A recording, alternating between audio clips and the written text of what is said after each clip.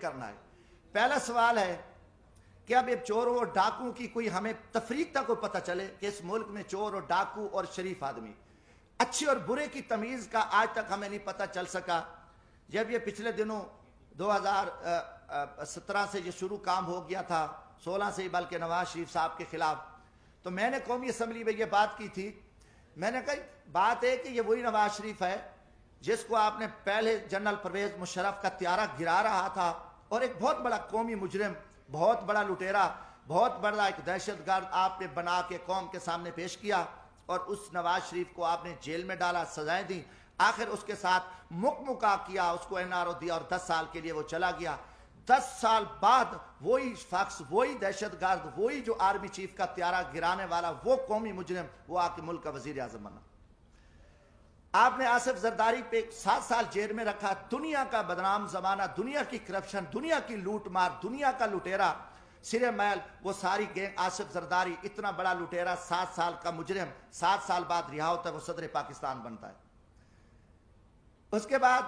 پھر یہ فارمولا کہ نواز شریف نے وہ میمو گیٹس ہوں، وہ ڈان لیکس ہوں، ملک دشمن، اس نے مودی کے ساتھ دوستی لگائی، اس نے افواج پاکستان کے خلاف سازش کی، اس نے جندال کے ساتھ بیٹھ کے افغانستان میں سکریپ کا سودا کیا، راستے میں اس کی گاڑیاں بارڈر پہ پکڑی گئیں، ان کو بڑا کچھ کیا، اور اس کے بھائی کے اوپر شہباز شریف، اس کی بیٹی، ان کے بھتیجے، سب قومی مجرم ڈکلیئر ہوئے، جنہوں نے اساس اداروں کے قومی راز امریکن کو دیے، مودی کو دیے، ان کی نواسی کی شادی میں اس نے شرکت کی، اس کو، اور اربوں کا وہ مجرم ہے۔ اب اس کو آپ پکڑ لیتے ہیں، اچانک وہ مجرم، اس کی سپریم کورٹ بیٹھتی ہے، سزائیں ہو جاتی ہیں، نائل ہو جاتے ہیں، وہ بیمار ہوتا ہے، اس کو ماضی کی طرح بھگا دیتے ہو۔ اب ان کے پورے وزیر مشیر، آپ دیکھیں کہ شہباز شریف ضمانت پہ، وزیر داخلہ جو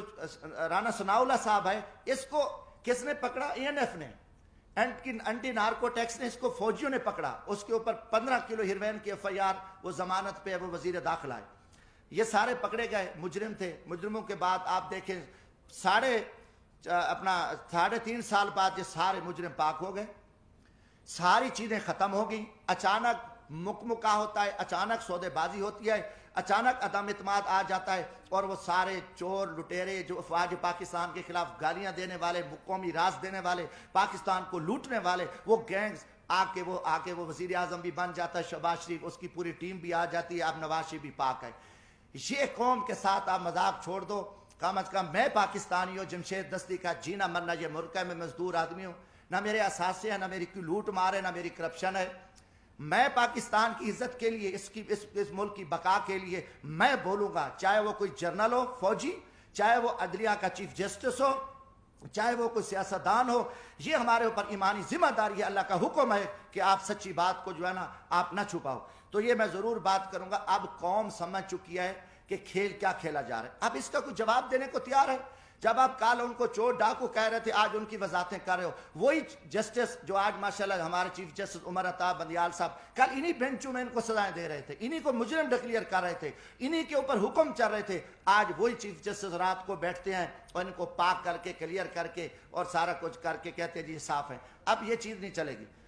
پہلی بات ہے کہ دیکھیں ہم غریب طبقے کے لوگ ہیں، ہم لاشیں اٹھا رہے ہیں، ہم لوگوں کی خدمت کر رہے ہیں۔ میں وہاں بھیک مانگ کے غریب مزدوروں کے بچوں کے لیے، جہاں عورتوں کو ذبح کیا جاتا تھا، جہاں جگیرداروں کے ڈیرے پہ غریبوں پہ کتے چھوڑے جاتے تھے، وہاں ایک میں شخص نے جدوجہد کر کے ہم محنت کر رہے ہیں، لاشیں اٹھا رہے ہیں، دریاؤں میں کھڑے ہیں، ہم سراؤں میں بیٹھے ہیں، ہم محنت کر رہے ہیں۔ اب ہم سے لوگ پوچھتے ہیں کہ بھائی آپ کی کسی GHQ سے دوستی ہے؟ آپ پاگل ہو؟ آپ GHQ سے دوستی ہے تو آپ آ سکتے ہو، ورنہ یہاں آپ کی جو عوامی خدمات ہے وہ نہیں ہو سکتی۔ یہ لوگ اب عام آدمی بھی، ہمیں چراوا بھی کہتا ہے، میں کہ بھی ہم تو یار عام غریب لوگ ہیں، ہم تو غریبوں کے جوتے اٹھا سکتے ہیں، ہم کسی جنرل کے جوتے نہیں اٹھا سکتے، وہ بڑے جوتے ہیں، وہ بڑے لوگ جوتے اٹھا سکتے ہیں، جمشید دستی کیا کر سکتا ہے؟ آج آپ نے سیاست کو تباہ کر کے رکھ دیا۔ آج وہ پیپلز پارٹی، وہ بھٹو کا نظریہ تھا، آج آصف زرداری اسٹیبلشمنٹ کے آگے لیٹا ہوا ہے۔ آپ نے دروازہ کھولا ہے، اور سیاستدانوں کو آپ کتے کی طرح خیرات ڈالتے ہو اور وہ ارد گرد یہاں پھر رہے ہیں، عوام مر رہی ہے، لوگ ذلیل ہیں۔ اسلام آباد میں ایک تماشا لگا ہوا ہے، آپ نے نہ رمضان شریف کا کوئی تقدس کا خیال کیا، نہ آپ کو آپ کی عزت ہے۔ آپ ایک اقتدار کے حوث کے پجاری ہیں، آپ ایک فرعونیت میں بیٹھ کے آپ پورے نظام کو تہس تہس کر دو، اٹھا دو، مار دو، جو کچھ کر دو، کوئی آپ کے سامنے بات نہیں کہا۔ ہم بولیں گے، ہم ضرور بولیں گے، ہم نہ کسی جنرل کے سے ڈرتے ہیں، نہ میں کسی سپریم کورٹ سے ڈرتا ہوں، میں اللہ کی ذات سے ڈرتا ہوں۔ ہم انشاءاللہ اس ملک کی بقا کے جہاں بھی ہمیں موقع ملا، آج بھی میرا دل زخمی تھا، کافی دنوں سے جھوٹ چل رہا ہے، میڈیا کو بھی پہ بھی تماشا لگا ہوا ہے، کوئی کتنے لوگ میڈیا کے تھے جو کل کیا تھے، آج بیچارے کہاں کھڑے ہیں، کس مجبوری کے تحت کھڑے ہیں، کیا کیا معاملات ہیں، مگر قوم سمجھ چکی ہے، قوم جان چکی ہے۔ گزارش ہے میرے بھائیوں، حالات بڑے تنگ ہیں ملک کے، پاکستان ایک خوفناک خانہ جنگی کی حالت میں آ چکا ہے۔ ان کے آگے سب کچھ پڑا ہے، ان کے آگے اختیارات بھی ہیں، ان کی ٹیبل پہ کھانے ہزاروں چیزیں ہیں، سب کچھ پڑا ہے، مگر ان کو زمینی حقائق کا پتہ نہیں ہے۔ لوگوں کے آنکھوں میں خون نکل رہا ہے، ہر طرف ملک مہنگائی، بے روزگاری، لوٹ مار، ناانصافی، ہر پھنس چکا ہے۔ میں ایک زمین میں دیکھو، لیڈر بنتے نہیں ہوتے، لیڈر پیدا ہوتے ہیں۔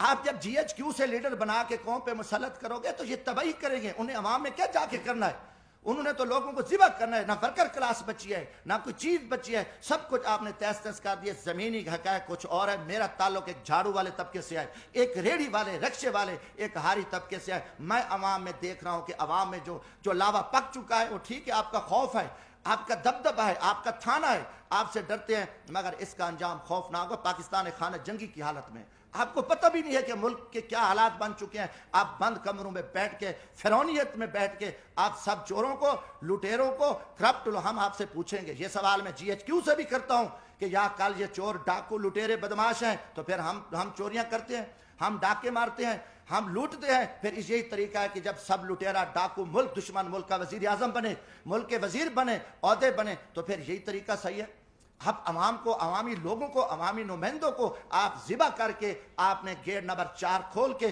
پوری قوم کو ذلت اور رسوائی کے سامنے کھڑا ہے۔ ہم اس نظام کو نہیں مانتے، آپ جتنے چھپے رہو، آپ اس ٹائم بے نقاب ہو، قوم آپ سے سوال کرتی ہے، جمشید دستی پوری قوم کا نمائندہ ہے۔ میں عام آدمی میں آپ سے پوچھتا ہوں کہ یہ تماشے کیا لگے ہوئے، یہ کتنا عرصہ آپ نے یہ تماشے لگا کے آپ پاکستان کو بند گلی میں دھکیل دیا ہے۔ دوسری چیز ہے، میں کسی کا وکیل نہیں ہوں، جس طریقے سے آپ نے اس وقت عمران خان کی حکومت کو ختم کیا، اس سے مجھے گلہ ہے، مجھے تکلیف ہے۔ میں خود میں